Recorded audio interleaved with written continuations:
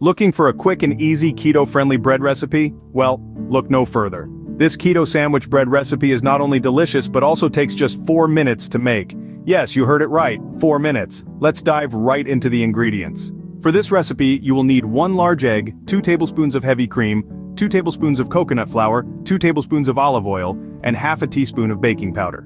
Begin by pouring olive oil into a microwave-safe dish. Make sure to coat the bottom and sides evenly. This will prevent our bread from sticking to the dish. Next, add in the egg and heavy cream. Beat these 2 ingredients until they're well mixed. This is the base of our keto bread, providing the moisture and richness that we associate with traditional bread. Now, it's time for the coconut flour and baking powder. Stir these into your egg and cream mixture. Coconut flour is a great low-carb alternative to traditional flour, and the baking powder will help our bread rise in the microwave. Once your batter is well mixed, spread it evenly into the dish with a rubber spatula. This ensures that the bread will cook evenly and have a uniform thickness.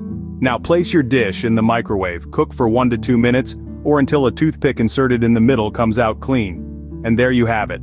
A quick, easy, and keto-friendly bread recipe.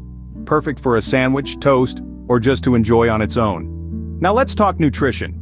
This recipe makes 1 serving of keto sandwich bread. Each serving contains 422 kilocalories, 7 grams of protein, 42 grams of fat, and just 3 grams of carbohydrates. That's 90% fat, 7% protein, and 3% carbohydrates. This balance makes it an ideal choice for those following a ketogenic diet. So, the next time you're craving bread, remember this quick and easy keto sandwich bread recipe. It's a delicious and healthy alternative to traditional bread. Enjoy!